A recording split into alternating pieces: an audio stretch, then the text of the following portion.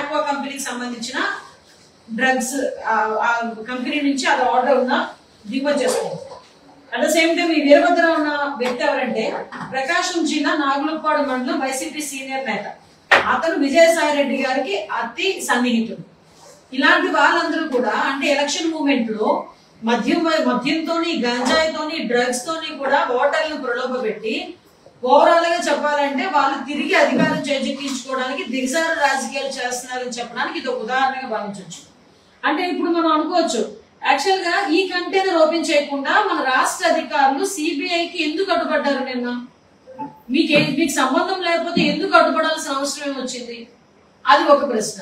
ఇంకోటి ఏంటంటే అసలు ఒక ప్రాంతీయ పార్టీకి సంబంధించిన ఓ ఎంపీకి బ్రెజిల్ అధ్యక్షుడు ప్రెసిడెంట్ లులాడికి శుభాకాంక్షలు తెలియజేసిన అధ్యక్షుడికి ఎన్నికైన వెంటనే శుభాకాంక్షలు తెలియజేయాల్సిన అవసరం ఏమొచ్చింది? విజయసాయి రెడ్డి గారు అతను కరెక్ట్ గా విజయసాయి రెడ్డి గారు 2 ఏళ్ల క్రితం బ్రెజిల్ అధ్యక్షుడిగా ఎన్నికైన ప్రెసిడెంట్ లులాడ్ సిల్వాకి శుభాకాంక్షలు కూడా తెలియజేశారు. అంటే బ్రెజిల్ కి ఇక్కడ విజయసాయి రెడ్డికి ఇక్కడ బ్రెజిల్ కి ఇక్కడ ఉన్న వైసీపీ నాయకులకి మధ్యలో ఏంటి అంత సత్సంబంధాలు ఏంటి? అంటే ఇప్పుడు విషయం ఏంటంటే కొన్ని వేల కిలోల సంబంధించిన వేల కిలోలు ఈ రోజు గంజాయి పట్టుబడతా ఉంటే దాని గురించి మాట్లాడండి అంటే దాని గురించి మాట్లాడు. అసలు దాని గురించి ఎక్స్ప్లెనేషన్ ఇవ్వాల్సిన అవసరం ఈ రోజు ముఖ్యమంత్రికి ఉంది. కనీసం ముఖ్యమంత్రి దాని గురించి ఎవరు కూడా మాట్లాడే పరిస్థితులు ఈ రోజు కనిపించట్లేదు.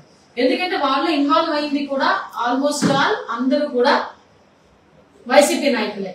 కాకపోతే వీళ్ళకి ఒక పాంప్లెట్ ఛానల్ ఒకటి ఉంది, సాక్షి ఛానల్. ఆ సాక్షి ఛానల్ బేస్ చేసుకుని ఇంకా ఆటోమేటిక్ గా తెలుగుదేశం పార్టీ అనేసరికి ఒక చౌదరి పేరు ఏదో ఒకటి పెట్టేసి హెడ్డింగ్ పెట్టేసి పెట్టడం వీళ్ళకి అలవాటు. సో నిన్న ఆల్రెడీ సాక్షి ఛానల్స్ లోని వీటిలోని కూడా వాళ్ళ తాలూకా సోషల్ మీడియాలో చూస్తే ఒక కోటయ్య చౌదరి అనే పేరు పెట్టేసి అతను పురంధరేశ్వర గారికి సంబంధించిన వ్యక్తి, వాళ్ళకి సంబంధించిన వ్యక్తి, వీళ్ళకి సంబంధించిన వ్యక్తి అని చెప్పేసి వాళ్ళు రకరకాలైన సోషల్ మీడియాలో తప్పుడు కథనాలు ప్రచురించడం మొదలు పెడుతున్నారు. అని నాకు అర్థం కాని ఏంటంటే మీరు సోషల్ మీడియాలో తప్పుడు కథనాలు ప్రచారం చేయడమా, సోషల్ మీడియాలో వచ్చిన వార్తలు నమ్మడమా అన్నది పక్కన పెట్టి ఈ రోజు అసలు క్లియర్ కట్ గా నిన్న మీ రాష్ట్ర అధికారులు ఎందుకు ఆ సిబిఐకి అడ్డుపడ్డారు, అది ఓపెన్ చేయించేటప్పుడు కంటైనర్ ఓపెన్ చేయించేటప్పుడు దానికి సమాధానం చెప్పే దమ్ము ఇక్కడ ఎవరికైనా ఉందా?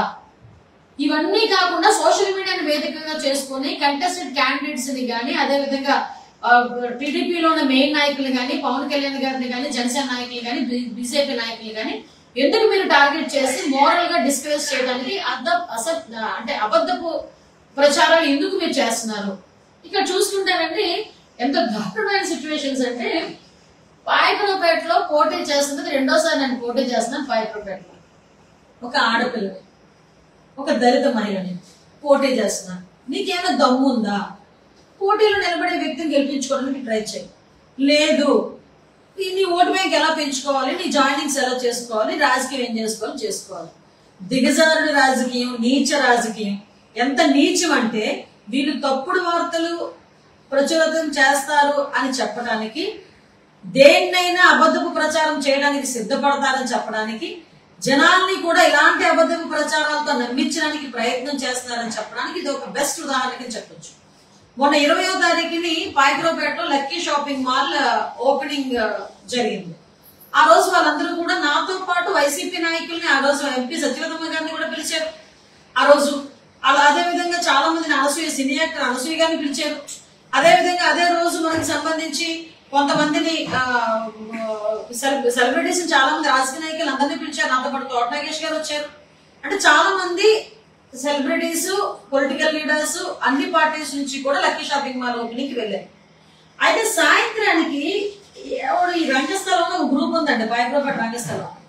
అందులో నిజంగా రంగస్థలం ఎలా జరుగుతుందో తెలియదు కానీ నోటికి వచ్చిన పదాలు, నోటికి వచ్చిన మాటలు ఎలా పడితే అలా ట్రోల్స్ చేసుకుంటారు. అందులో వైసీపీ నాయకుడు ఎవడో సింహాద్రి యాదవ్ అంటే అతను ఫేస్బుక్ లో సంబంధించి ఒక అతను వాలంటీర్, వాడు తుని వాలంటీర్ అనమాట. వాడు కూడా తుని వాలంటీర్.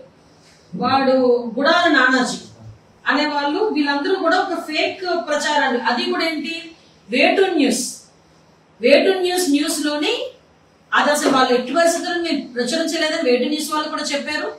వేటూన్ న్యూస్ ద్వారా వచ్చిందని చెప్పేసి వేటూన్ న్యూస్ లోగో పెట్టి, ఇది వేటూన్ న్యూస్ లోగో పెట్టి అనిత వంగలపూడిపై కేసు నమోదు అని చెప్పి నేనట లక్కీ షాపింగ్ మాల్ ఓపెనింగ్ వెళ్ళారట.